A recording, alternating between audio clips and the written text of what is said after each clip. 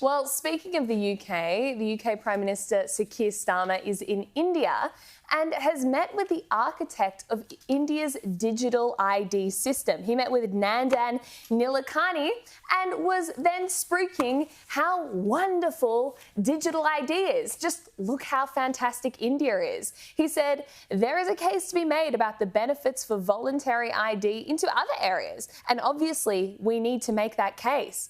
We're going to a country, India, where they've already done ID and made a massive success of it.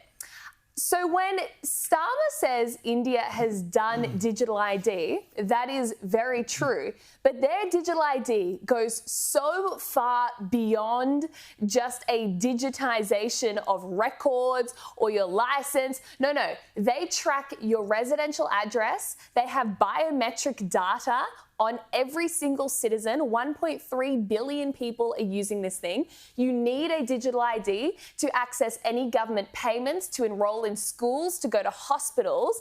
And this is a whole of society thing that is required to even function in India. Now, Keir Starmer's gone off there and gone, see, look how well digital ID is going. Oh. If India is your example, the UK is in trouble. Well, I mean, if we should do digital ID because India did it, let's have a caste system as well, because they do that too.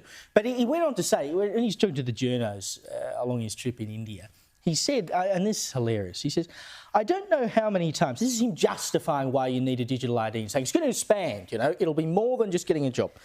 I don't know how many times the rest of you have had to look in the bottom drawer for 3 bills when you want to get your kids into school or apply for this or apply for that. Drives me to frustration. I do think we could gain a significant advantage. Yes. That's how he's now selling the idea of digital ID, that when you send your kids off, little Johnny goes off to kinder, you won't need to find 3 bills. And this is, he's setting it up, as we said from the beginning, it's, we need this to stop illegal migration because they're coming to take our jobs, and so you'll need a digital ID to prove that you are a citizen of the UK or have a visa or whatever the hell it is. It begins as that, and then it becomes, well, there's all these other things we can link up to your digital ID too. It's going to make your life easier. It also means the government has oversight of everything you do.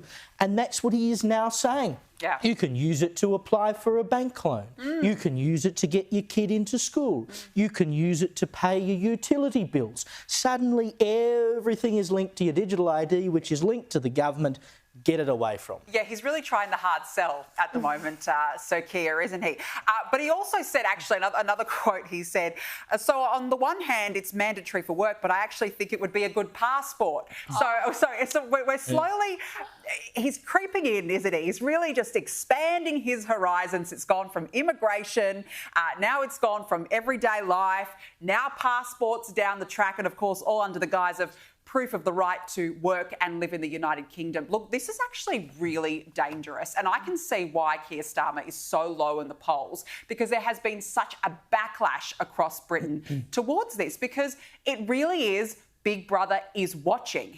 And if India has got biometrics, that in itself is frightening. And we know that Keir Starmer, he loves to be influenced. He's very easily influenced by people.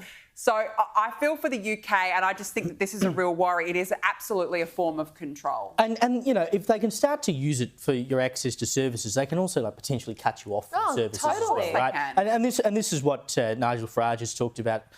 He was debanked, but that was without a digital ID. But they could start doing this stuff very fast, and they could be behaviours that they deem that they don't like. Like, I like a punt, for instance, and it's always been the good thing about going to the pub or the TAB. You punt in cash, and they can't track what you're doing. But eventually they'll take that away, and then they'll say, well, in order to use a betting service online, you'll have to give your digital ID to prove who you are, and then the government will track how much you're betting, and then they'll knock on the door and say, excuse me, sir, you can bet no more because it's a bad thing.